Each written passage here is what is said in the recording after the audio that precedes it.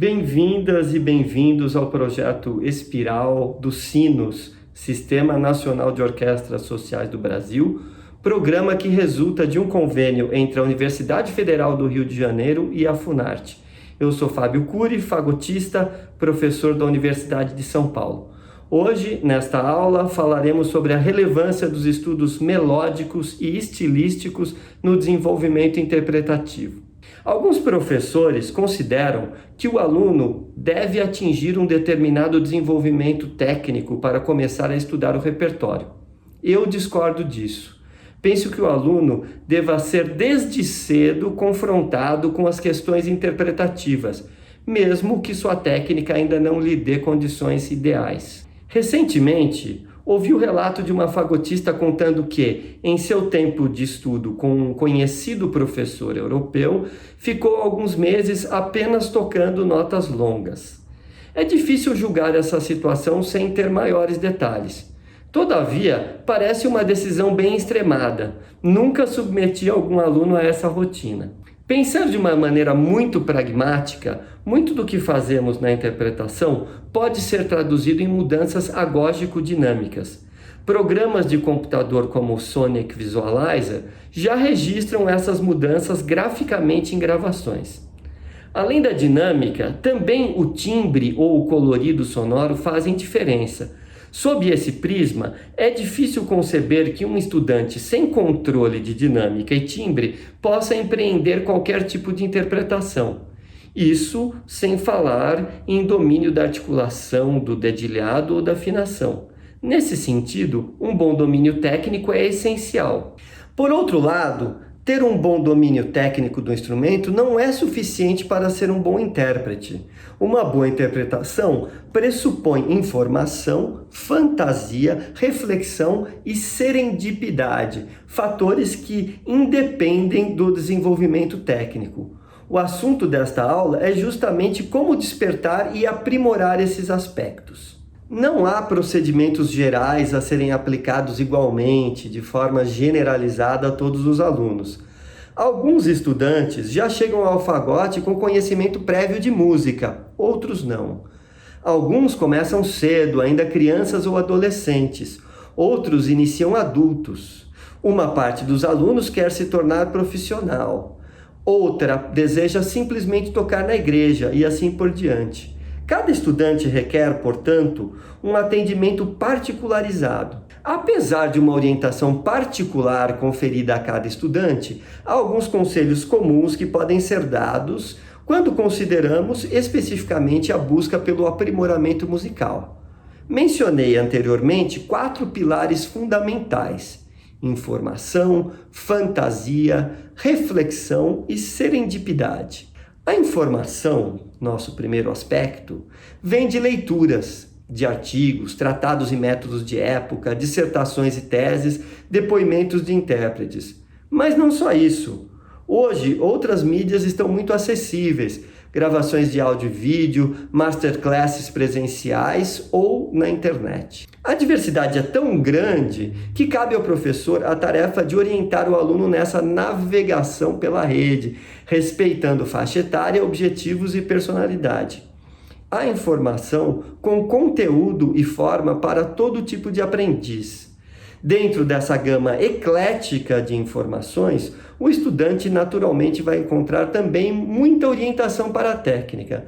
Mas aqui não me refiro à técnica, aludo especialmente a informações sobre o estilo, sobre a concepção e a filosofia de cada corrente estética. E também, claro, sobre a prática de interpretação da maneira como é vista pelos próprios artistas.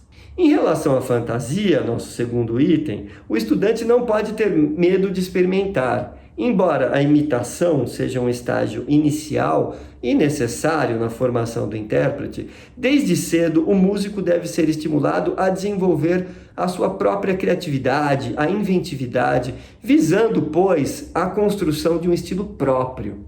Essa parte não tem muito a ver com o conhecimento ou com a cultura, mas com a concessão de voz à própria personalidade, o descobrimento de uma forma própria de expressão inerente a cada pessoa. A reflexão entra em cena para arbitrar a interação entre a informação e a fantasia.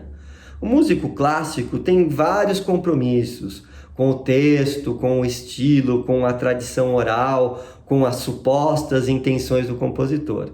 São muitos compromissos que, em boa medida, são encarados de uma maneira muito exagerada ou descabida, por vezes dogmática mesmo, o que seria aqui tema de uma outra discussão bastante ampla. Falando de uma forma mais objetiva, aqui o intérprete terá de construir argumentos com os quais ele poderá respaldar sua interpretação.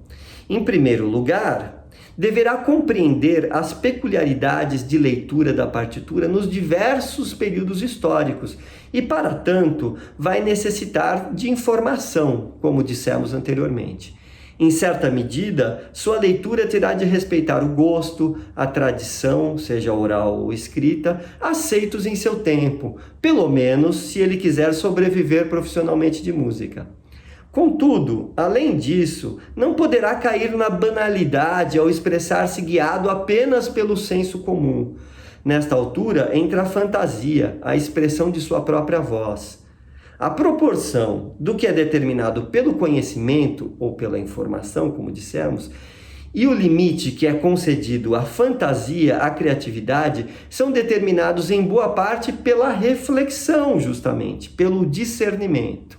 Finalmente, falemos sobre a serendipidade, um neologismo em português derivado de serendipity em inglês.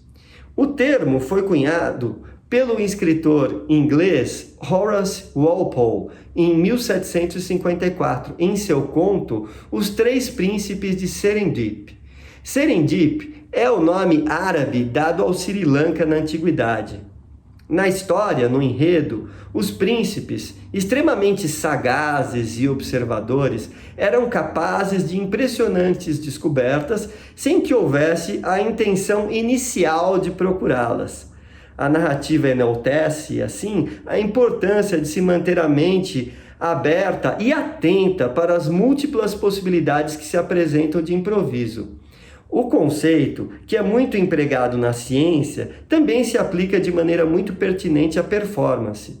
O estudo do intérprete é um perfeito laboratório de serendipidade, em que a vivência de constantes sucessões de tentativa e erro levam à percepção do que pode ou não pode funcionar. Na performance, aprende-se com os próprios processos de aprendizado. Algumas decisões interpretativas só podem ser tomadas dessa maneira.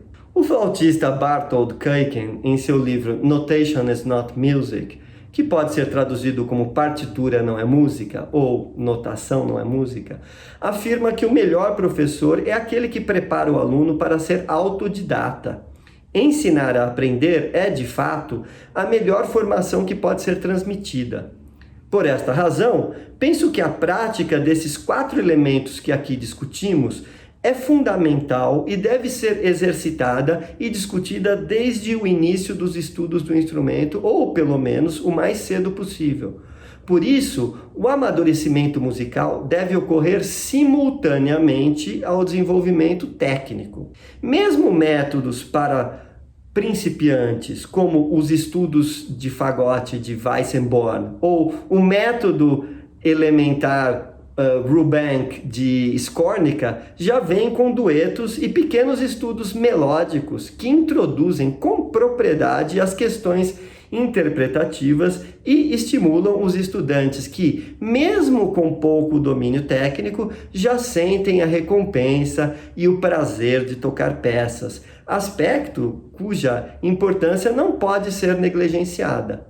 Não se deve esquecer também, por outro lado, que a técnica também pode ser estudada através do repertório das obras para fagote ou dos vários estudos escritos para o instrumento. E esses estudos são próprios ou são destinados a fagotistas de vários níveis. E aqui posso citar alguns deles: os exercícios do Milde, do Orefite, Oromzeg, Obradu, Pivonka, Bozá e Beat, entre tantos outros. Esses estudos melódicos e estilísticos que acabo de citar, justamente então servem como uma ferramenta muito importante na prática musical do instrumento, com a qual os instrumentistas podem desenvolver a sua expressividade, a sua criatividade e o seu estilo próprio desde cedo. E assim chegamos ao final dessa aula e eu me despeço de vocês com um grande abraço.